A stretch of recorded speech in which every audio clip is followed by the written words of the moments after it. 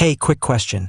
Have you ever walked up to a girl, opened your mouth, and instantly realized you just said the dumbest thing imaginable while your brain screamed abort mission? Yeah, me too. In the next 15 minutes, I'm spilling my 5 funniest, most painful fails talking to girls. Real stories that still make me laugh and cringe at the same time. Every guy watching has lived at least one of these. These aren't fake humblebrag tales. These are the raw, embarrassing moments that taught me more than any advice video ever could.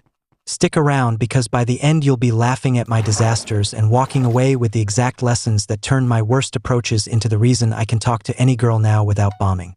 This is the entertaining side of dating no one shows you.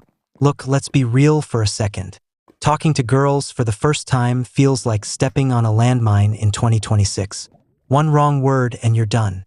Most guys carry around this silent shame reel of their own fails, the ones they replay at 2 a.m. when they can't sleep. You know the feeling. Heart racing, palms sweaty, you finally say something and it lands like a lead balloon. She gives you that polite half smile, the quick excuse, and you're left standing there wondering how the hell everyone else makes it look easy. Meanwhile, your brain is on fire with regret. These fails aren't just funny later.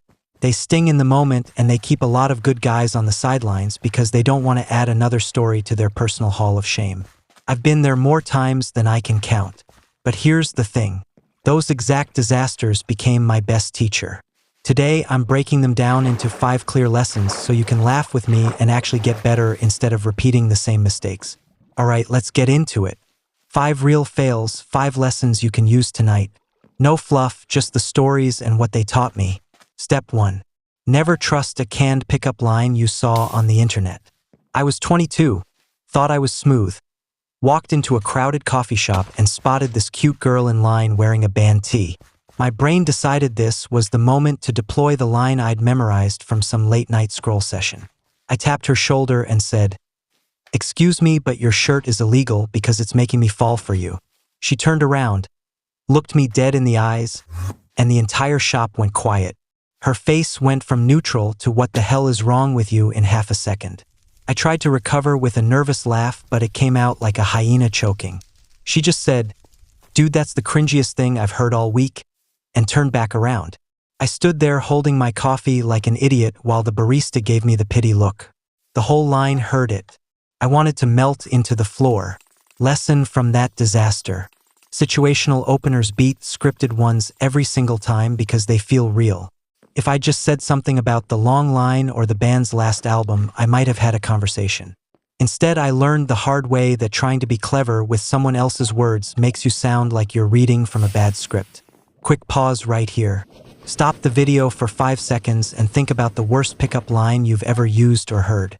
If it made you cringe just now, type it in the comments. I promise you're not alone. Step 2. Overthinking kills the moment faster than anything. This one happened at the gym in early 2025. I saw a girl on the treadmill who smiled at me when I walked past. My brain went into overdrive. Should I say hi now? Wait until she's done. What if she's married? What if I look sweaty? I spent the next 20 minutes pretending to stretch while actually rehearsing lines in my head like some kind of nervous robot. Finally, I walked over right as she finished and said, "Hey, I noticed you were running pretty fast. Do you train for marathons or something?" She wiped her face, gave me a polite nod, and said, "No, just trying to clear my head after a breakup actually." My overthinking brain heard breakup and decided this was my cue to be deep. I replied with, "Oh man, breakups suck. Last one I ate ice cream for a week straight." She laughed once, but it was the pity laugh. Then she put her headphones back in and walked away. I stood there holding my water bottle feeling like the world's biggest idiot. The conversation died because I was so busy planning what to say next that I wasn't actually listening or being present. Lesson 2. Shut up the voice in your head and respond to what she actually says in the moment. Overthinking turns a potential good chat into an awkward monologue. If I'd kept it light and asked about her music instead of dumping my ice cream story, I might have had a real talk. Let me hit you with another quick reality check. Right now, wherever you're watching this, say out loud the last thing you overthought before talking to someone. Feels stupid, but saying it out loud takes the power away. Good. That's how you start killing the overthinking habit. Step 3. Ignoring body language will get you rejected in the most public way possible. This fail still makes me laugh every time I think about it. I was at a bookstore browsing the self-help section because of course I was. Girl next to me picked up a book on relationships and I thought, perfect opening. I said, that book any good? I've been meaning to read something like that. She smiled and said, it's okay, but the advice is pretty basic. We chatted for maybe 2 minutes about bad dating books. Then her body language screamed everything. She started turning her feet toward the exit, checking her phone twice, giving short answers. I was so excited to be talking that I ignored all of it and kept going. I even suggested we grab coffee to discuss more book recommendations. She gave me the most awkward smile I've ever seen and said, I actually have a boyfriend and we're meeting here in 5 minutes. The boyfriend walked up right then and gave me the nod that said, nice try, buddy. I backed away so fast I knocked over a stack of books. The entire front of the store heard the crash. Lesson 3. Watch her signals like your social life depends on it, because it does. If she's facing away, short replies, or phone checking, that's your cue to exit gracefully. Ignoring them turns a polite chat into a full public embarrassment. Read the room or you'll learn the hard way like I did. Take another quick pause.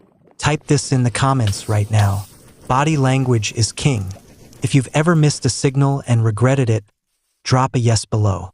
Seeing it from other guys will remind you you're not the only one. Step 4. Never try to recover from a fail by doubling down on the awkwardness. This one happened on the street during a festival in 2025. I saw a girl taking a photo of some street art and thought it was a perfect natural moment. I walked up and said, mind if I take one for you so you can be in it? She laughed and handed me her phone. I took what I thought was a cool shot, but when I gave it back she looked at it and her face changed. I had accidentally cut off half her head because I was nervous and shaky. Instead of laughing it off and saying my bad, let's try again. My brain panicked and I blurted out, wow, I really messed that up. I'm usually better with my hands. The second it left my mouth, I realized how it sounded. She raised an eyebrow and said, yeah, I'm sure you are, and walked away fast. A group of her friends nearby started cracking up. I stood there turning red while festival music played like nothing happened. Lesson 4. When you mess up, own it lightly and move on. Don't try to explain or make it worse with a bad joke. A simple my bad, that was terrible, have a good one keeps your dignity. Doubling down only digs the hole deeper and turns a small mistake into a story she tells her friends. One more pattern break. Stop and think about the last time you tried to save a failing conversation and made it worse. Laugh at it for a second. Then promise yourself next time you'll own it and exit like a pro. Step 5. The follow-up text after a decent approach can still blow everything up if you're not careful. This final fail is the one that taught me the most. I actually had a solid chat with a girl at a park. We talked for 10 minutes. She laughed at my jokes, gave me her number when I asked. I felt like a king walking away. 2 hours later, I sent what I thought was a smooth text. Hey, it was great meeting you today. Want to grab that coffee we talked about, or should I keep pretending I'm not thinking about it? I added a winking emoji because I thought it was playful. She replied an hour later with, haha, you're sweet, but I'm actually seeing someone. Sorry. I read it and my stomach dropped. Looking back, the text came off way too eager and the wink made it feel forced. I replied with no worries, have a good one. But the damage was done.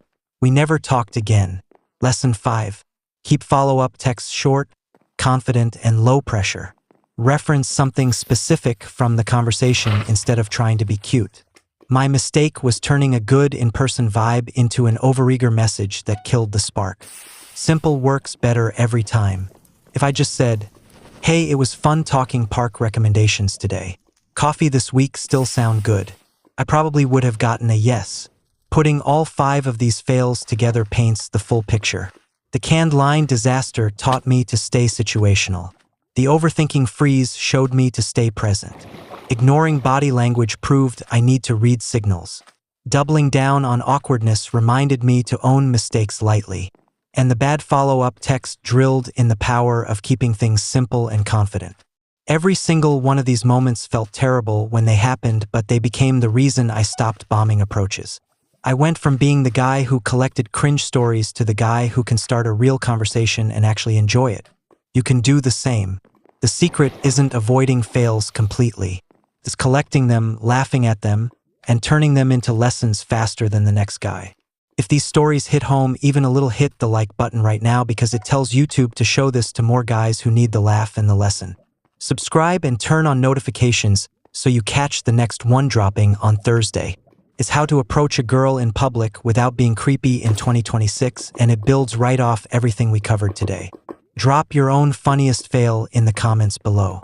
Tell me the most awkward thing you've ever said to a girl or the time you completely froze. I read every single comment and reply to as many as I can because these stories are what make us all better. Don't hold back. The more we share, the less alone we feel. The year 2026 is the perfect time to stop letting your past fails keep you stuck. Laugh at them with me, learn the 5 lessons, and go create some new stories that end way better. You've got the system now. Use it. The next girl you talk to might just be the one who changes everything. I'll see you in the next video. Go make some memories worth laughing about later. You've got this.